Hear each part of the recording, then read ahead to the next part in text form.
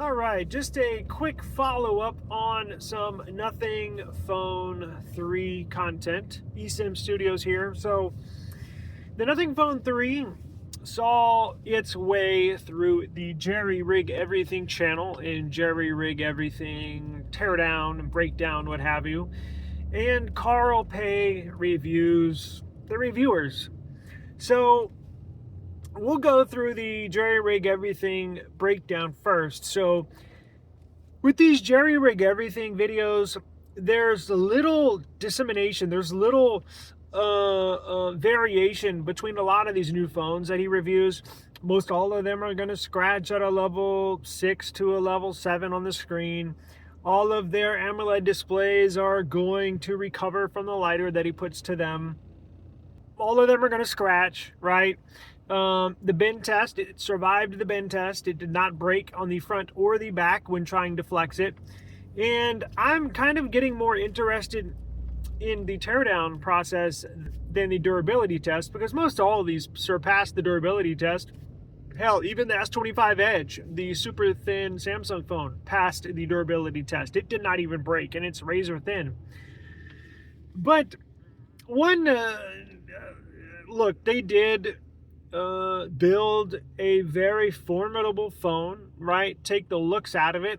Jerry Rig Everything says he likes the looks, but the one notable thing that he did mention is throughout the specs is the USB-C port is USB 2.0 when all the other flagships have USB Type-C 3.2. So look, there's a few specs on the spec sheet that you kind of raise your eyebrows at, especially with a $899 price tag.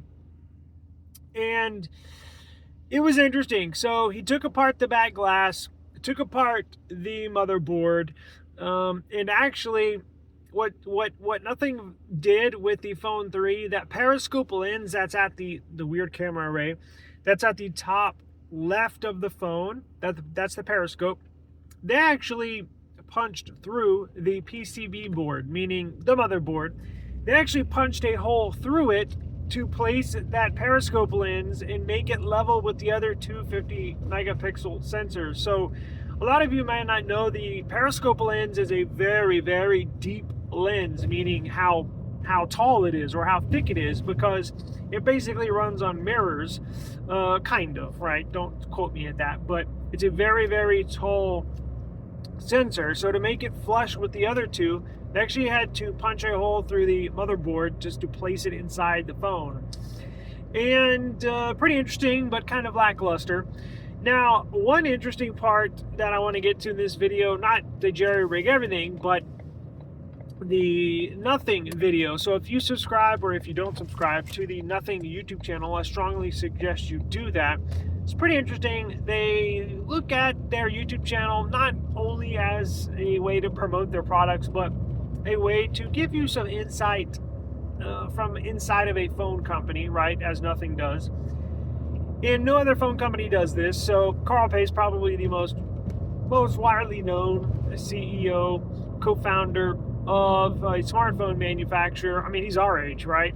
All the other CEOs are like 60, 70 years old. So of course he's going to be the most widely, I don't know if he's the most widely known, but maybe. But anyways, I was waiting for this video.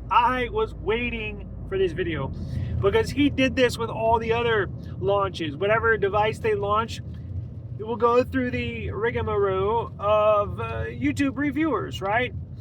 And a few weeks will pass, and then they'll have Carl Pei sit down and review what the reviewer said. And I was waiting for this one. Okay, let's do this. I don't really like it. Yeah, it's ugly. We started this company because we were really bored by how the tech industry was. Because I knew this one was going to be, look, this phone's pretty divisive. And if you like the design, if you want to buy the phone, if you already bought the phone, more power to you. I'm not hating on you. Some people like it, some people don't, right? It's kind of like art, right? Like, some people like a piece of art, some people don't, right? Just on this piece of art, most people don't like it. But if you do, it's all good. No, I'm not hating.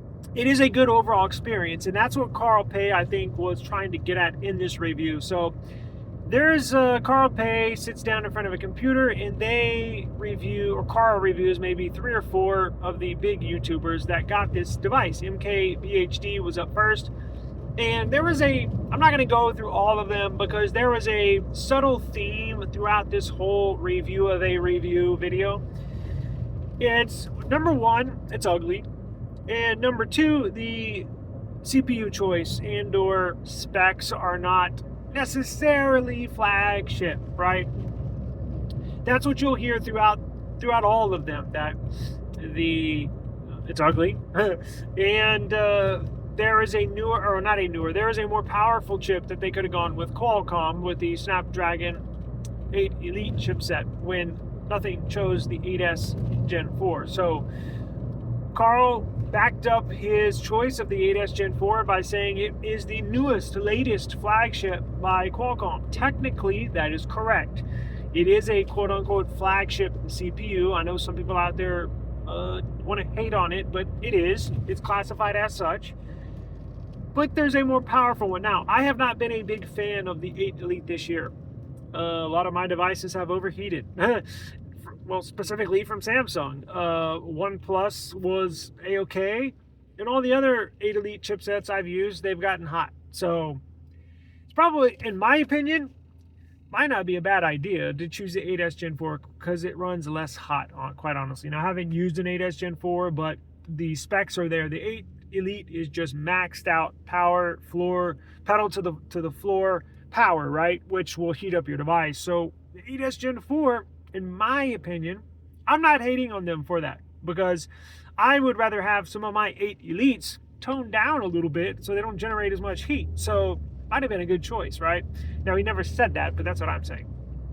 Of course, if I was in charge, I would say that. No, I'm just joking. But Carl basically says, after he gets through all of these reviews, I think there's 4 of them, he basically said that, look, the reason why we made this choice on this design is because all of the other smartphones are basically boring, that they're starting to look similar, that they're starting to look alike. Now, I disagree with that comment because the OnePlus 13 looks pretty different from the S25 Ultra, which looks pretty different from the iPhone 16 Pro Max, which looks really different than the Pixel 9 Pro XL.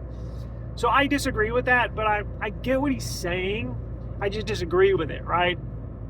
Because there's only so much you can do on the back of a phone. However, to go this drastic, in my opinion, is a little too far. It looks too weird for me, and I think the majority of the people. But interesting device nonetheless.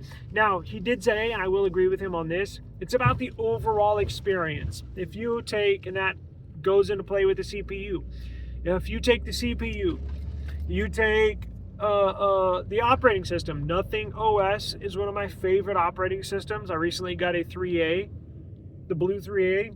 Love it. Love Nothing OS. I love it. So if you never look at the back of your phone, then who's going to care what it looks like, right? And you can put a case on it. And if you do get one, I suggest you get the black one because it doesn't look as ugly. But it is what it is, right? It's the overall experience. So he basically said, look, if you like it, then it's here for the offering. And if you don't like it, he said, simply, carry on. Meaning, like, if you don't like it, oh well.